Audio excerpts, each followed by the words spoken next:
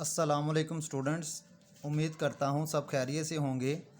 आज जो हमारा लेक्चर है वो है data representation in computer memory. इससे पहले हम लोग शुरू में पढ़ रहे थे कि नंबर सिस्टम की मुख्तलिफ इक़साम के बारे में। हमने इसके बारे में डिस्कस किया था कि सबसे पहले डेसिमल, बाइनरी और फिर हम लोगों ने हेक्साडेसिमल। इसी तरह से फिर हम लोगों ने आगे बात की थी कि हम लोग इन डेटेस को, इन नंबर सिस्टम को कन्वर्ट करने के लिए इस्तेमाल करते हैं। तो आज जो हमारा लेक्चर होगा वो होगा डाटा रिप्रेजेंटेशन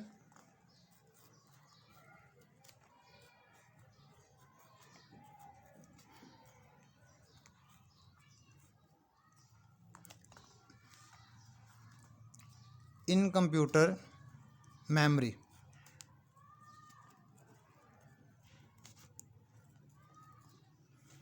आज हम लोग स्टार्ट कर रहे हैं डाटा रिप्रेजेंटेशन इन मेमोरी, यानी कि कंप्यूटर के अंदर जो डाटा है उसको हम लोग रिप्रेजेंट करने के लिए मेमोरी को यूज़ करते हैं।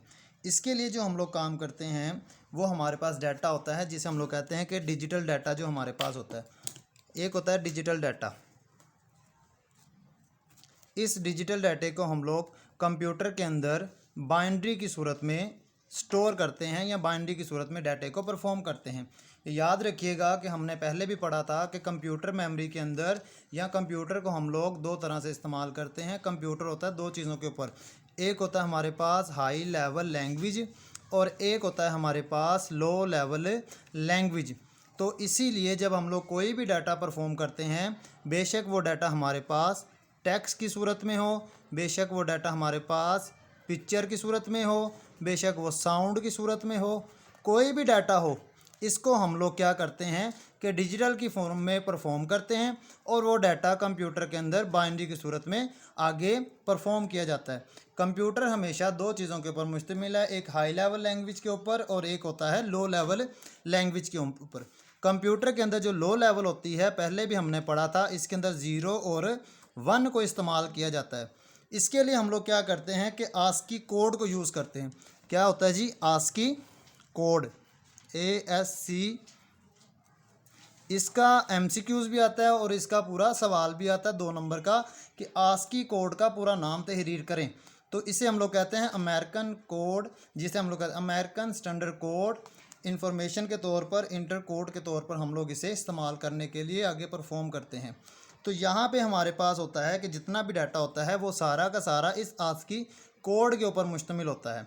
यानी कि हमारे पास जो ABC, A से लेके Z अल्फ़ाबेट्स वगैरह, उसके अलावा नुमेरिक वगैरह, सारा डाटा किसके ऊपर मुश्तमिल होता है? आस्की कोड के ऊपर मुश्तमिल होता है।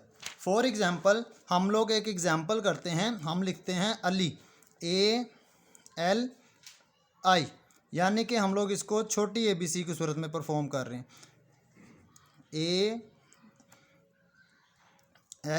ALI। तो A को हम लोग 65 से रिप्रेजेंट करेंगे। उसके बाद हमारे पास L है, इसको 108 के ज़रिए, और I को हम लोग 105 के ज़रिए। अब ये अल्फ़ाबेट्स है अपर की सूरत में और लोअर की सूरत में। तो यहाँ पे कोड्स हैं कि 65 की हम लोग कोडिंग करेंगे, 108 यानी कि L की हम लोग कोडिंग करेंगे और I 105 हम लोग इसकी कोडिंग करेंगे। तो इन कोडिंग के ज़रिए से कंप्यूटर सारा का सारा इस ALI को परफॉर्म करेगा। तो इसीलिए हम लोग कहते हैं आस्की कोड कि कंप्यूटर के अंदर सारा का सारा डाटा परफॉर्म किया जाता है लो लेवल लैंग्वेज के ज़रिए से। आगे हमारे पास इसका कोड भी है, आगे हमारे पास इसका MCQs भी आ सकते हैं, तो लिहाजा आप लोग इसको लाजमी याद कीजिएगा। आगे हमारे पास आता है टॉपिक, उसे हम लोग कहते हैं स्टोरेज,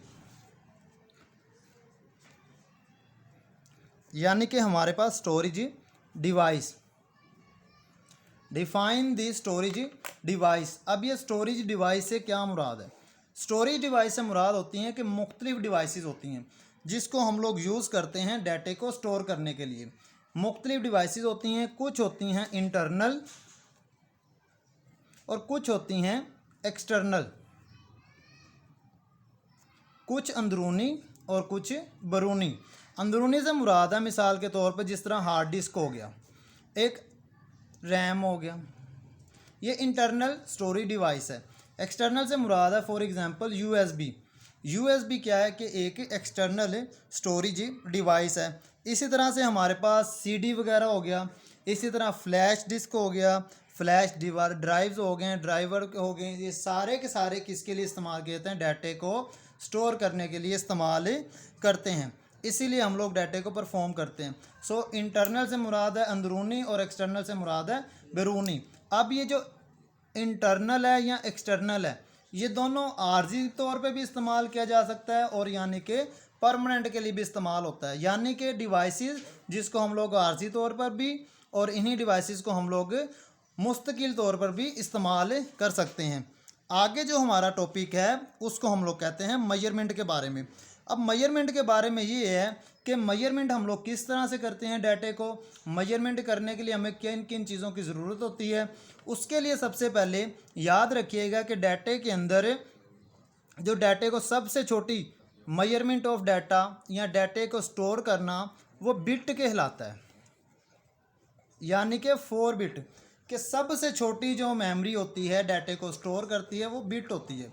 इसी तरह से बिट के बाद बाइट आता है कि 8 बिट की कलेक्शन से एक बाइट बनता है, यानी कि 8 बिट होंगे तो एक बाइट बनेगा। इसी तरह से बाइट के बाद आएगा किलोबाइट, इसी तरह से फिर हम लोग आ जाएंगे मेगाबाइट्स, गीगाबाइट्स, टेराबाइट्स, पोटाबाइट्स, ये यानी कि बाइट्स, ये भी एक बाइट्स के तौर पर हम लोग इस्तेमाल करते हैं, पेटाबाइट्स जिसे हम लोग कहते हैं। अब ये होता है कि हम लोग एक एक बिट को यानी कि बाइट को हम लोग कलेक्शन के तौर पर बढ़ाते रहेंगे और उसके ज़रिए मेमोरी बढ़ती रहेगी, स्टोर उसका बढ़ता रहेगा।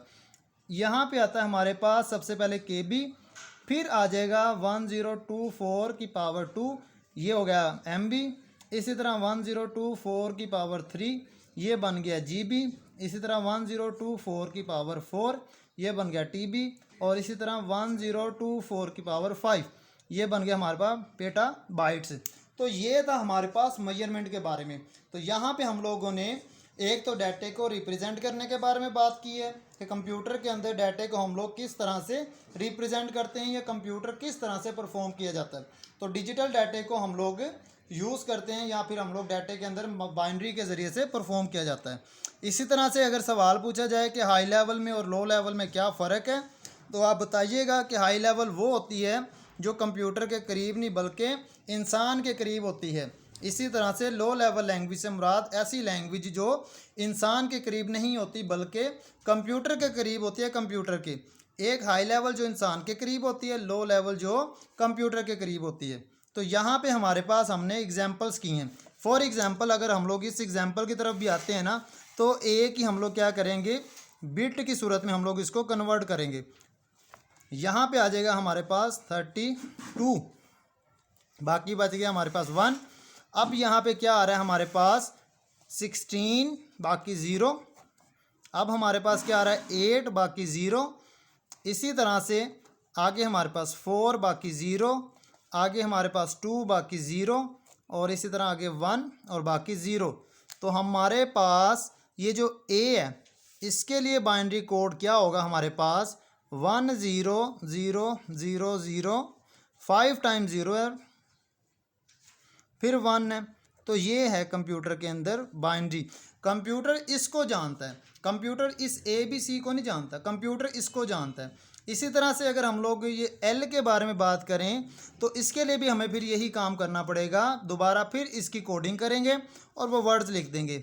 इसी तरह से हम लोग I को करेंगे फिर इसकी कोडिंग करते हैं। चले हम लोग इसकी भी पूरी कर देते हैं। L की हमारे पास क्या थी जी 108, अब क्या आएगा जी 108 है, तो ये कितना बन जाएगा 52 हो जाएगा या 53 या 54, ये 54 बन जाएगा। बाकी क्या बच गया 0, आगे क्या आ जाएगा जी 27 बाकी 0, आगे क्या आ जाएगा जी 13 1, आगे क्या आ जाएगा जी 6 1, आगे आ जाएगा 3 0, आगे आ जाएगा हमारे पास 1 और 1।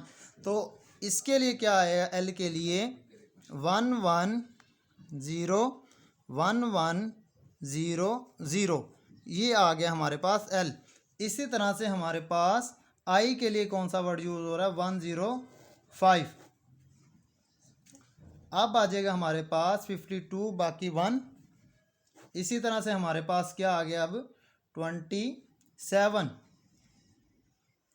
26 हो गया, सॉरी 26 हो गया ज़रा ना, 0। अब कितना आ गया जी 13 0। अब कितना आ गया जी 6 1। अब कितना आ गया 3 0 और अब आ गया 1 और 1। तो आई के लिए क्या कोडिंग आ गई हमारे पास 1 1 0 1 0 0 1। तो ये कोडिंग आ गई अब हमारे पास आई की। तो इस तरह से कंप्यूटर इन तीनों वर्ड्स को देखेगा तो ऑटोमेटिकली स्क्रीन के ऊपर जाहिर कर देगा। तो लिहाजा हमारा ये टॉपिक था आज। उम्मीद है आपको इसकी समझ आ गई होगी। तो लिहाजा अगले लेक्चर में हम लोग अगला टॉपिक के बारे में बात करेंगे। तो इसको लाइक करें, शेयर करें और हाँ सब्सक्राइब करना मत भूलिएगा। अल्लाह हाफिज़।